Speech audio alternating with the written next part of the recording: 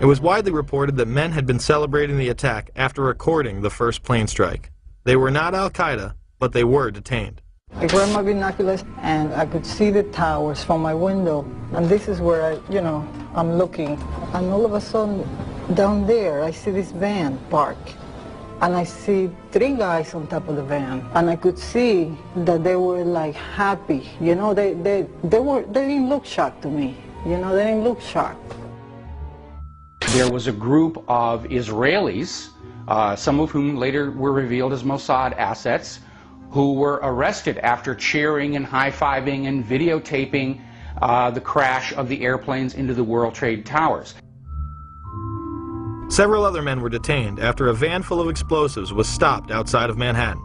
Earlier we had heard that an FBI spokesperson said that there was a report on the George Washington Bridge, which is another facility which you folks are responsible for policing, a report that there had been a van stopped there that had explosives. Asked this week about another sprawling investigation and the detention of 60 Israelis since September 11th, the Bush administration treated the questions like hot potatoes. I would just refer you to the Department of Justice with it. I'm not familiar with the report. I'm aware that some Israeli citizens have been detained. With respect to why they are being detained and the other aspects of your question, whether it's because they are in intelligence services or what they were doing, I will defer to the Department of Justice and the FBI to answer that. On March 6, 2002, a draft report from the DEA said it may well be an organized intelligence gathering activity.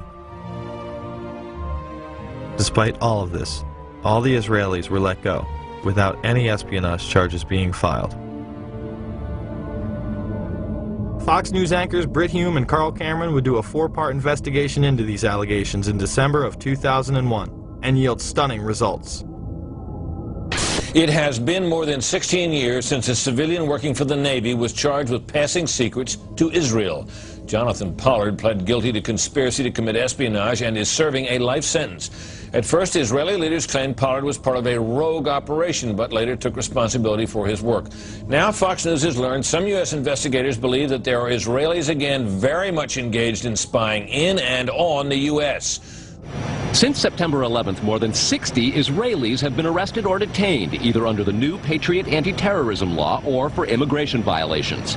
A handful of active Israeli military were among those detained, according to investigators, who say some of the detainees also failed polygraph questions when asked about alleged surveillance activities against and in the United States. Investigators suspect that the Israelis may have gathered intelligence about the attacks in advance and not shared it.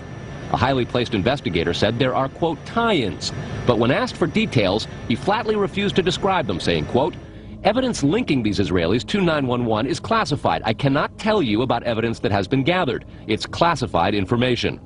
Now, when the FBI investigated, it quickly unraveled to be the largest foreign spy ring ever uncovered inside the United States, the largest. Even the Soviet Union had not been spying on the United States as much as Israel has been doing.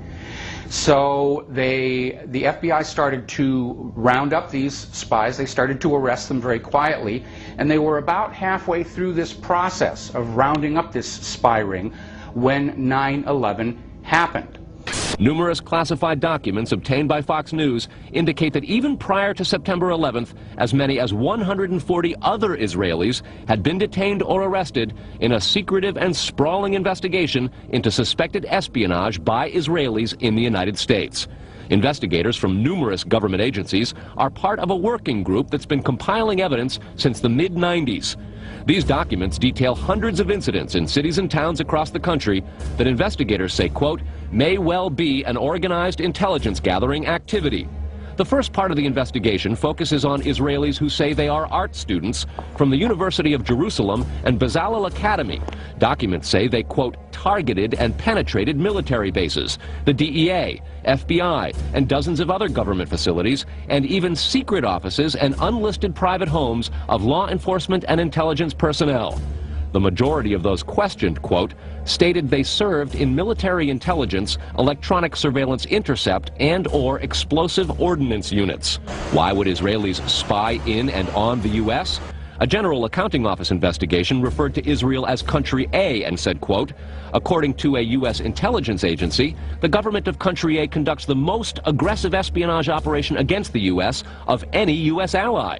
The document concludes, quote, Israel possesses the resources and technical capability to achieve its collection objectives.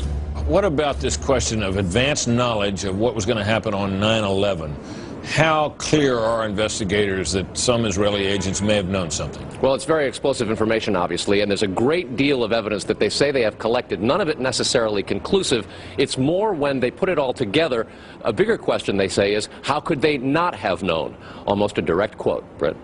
It is now apparent that this intelligence ring was inside the U.S., had prior knowledge of 9/11, and had a classified role in 9/11, which officials refused to discuss. It was also able to penetrate U.S. intelligence agencies and secret offices, yet all were released. The men who were detained due to the report they were taping the first plane crash and then celebrating and joking about it actually went on television and admitted it was their job to record the attack.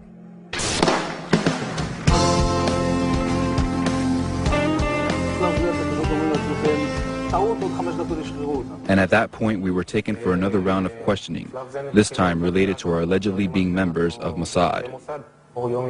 The fact of the matter is, we are coming from a country that experiences terror daily. Our purpose was to document the event. How could they have known about the attack? And who sent them to document it?